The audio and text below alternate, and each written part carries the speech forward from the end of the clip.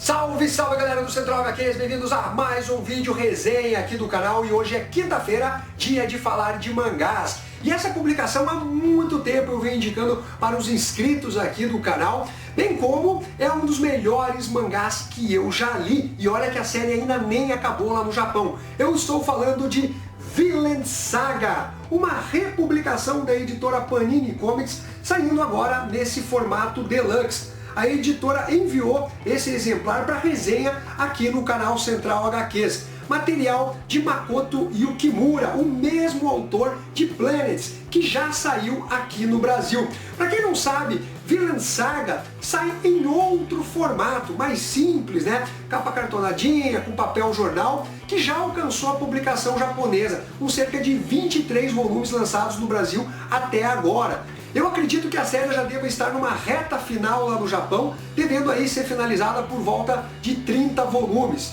Essa é uma publicação que tem um ótimo acabamento gráfico, verniz aplicado na capa, a edição está muito bonita, olha só.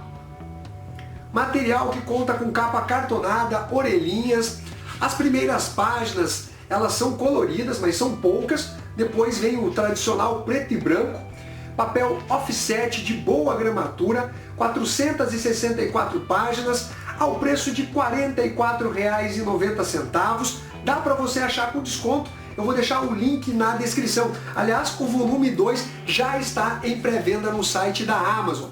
Nós temos aqui um material que fez bastante sucesso com uma adaptação em anime. Essa é uma obra que demandou uma ampla pesquisa por parte do Makoto Yukimura. Ele realmente se debruçou, estudou, porque ela traz um apanhado histórico-cultural do povo viking. Para vocês terem uma ideia, ele coloca um mapa mostrando a localização não só dos vikings, né, que era espalhado ali entre a Islândia, Noruega, Dinamarca, como também da Inglaterra na época anglo-saxã, bem como de Vinland Saga, que dá um nome a esse mangá, que seria uma espécie de terra prometida para os vikings, que se localiza ali no norte do Canadá. Então ele realmente vai construir uma história que traz elementos reais do que realmente acontecia na sociedade viking. Esse mangá vai nos apresentar o Thorfinn, o protagonista dessa história, um garoto viking com cerca de 16 anos de idade, que utiliza como arma duas adagas.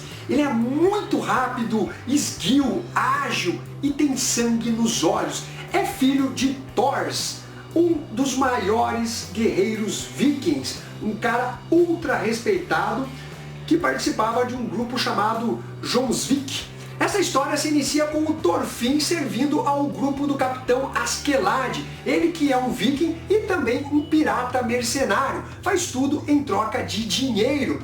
E o Thorfinn não está ali de graça, na verdade ele está em busca de vingança. Ele quer matar o capitão Askeladd, que é um cara renomado aí no mundo da pirataria ou como um mercenário, porque esse capitão foi o responsável pela morte do pai dele, o Thors, numa emboscada. E o Thorfinn ele não está nesse grupo aí de graça, ele está em busca de vingança contra o capitão Askeladd, que foi o responsável pela morte do pai do Thorfinn, o Thors, durante uma emboscada.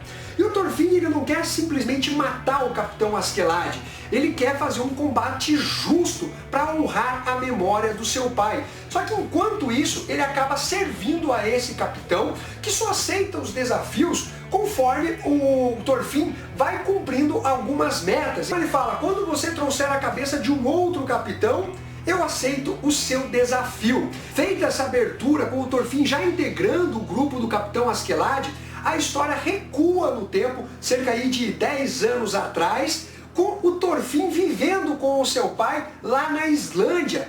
O Thors acabou debandando daquele grupo de piratas que ele pertencia para viver uma vida de paz, de redenção. Ele virou um pacifista, ele faz de tudo para não entrar numa guerra.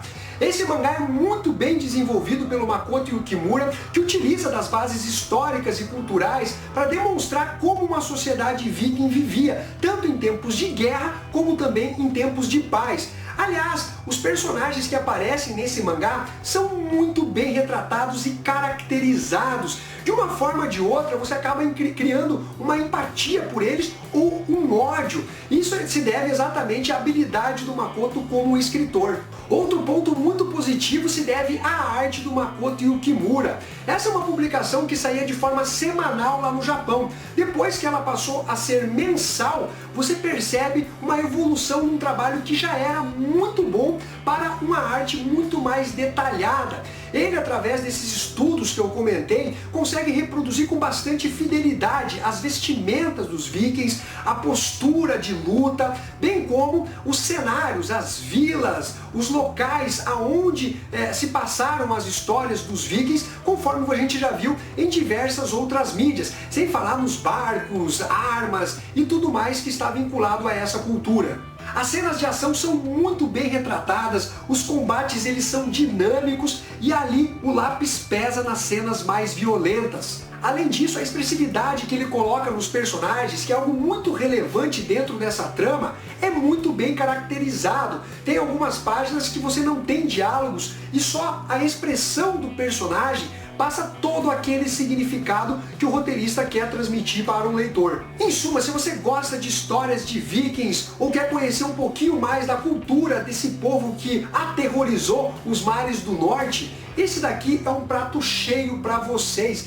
É muito bom em roteiro, é muito bom em arte, consegue desenvolver a história de forma a deixar o leitor muito ansioso para o que vai acontecer com cada um dos personagens que são abordados. Dito isso, eu quero fazer uma ressalva para vocês. Esse mangá, até por volta aí do volume 6 ou 7, ele vai seguindo um ritmo muito insano. São batalhas, conspirações, traições, apresentação de reinos, pilhagens, invasões, plot twists assim, de explodir a cabeça. Tem um aqui que eu considero uma das melhores reviravoltas que eu já li em quadrinhos. Inteligentíssimo e totalmente inesperado.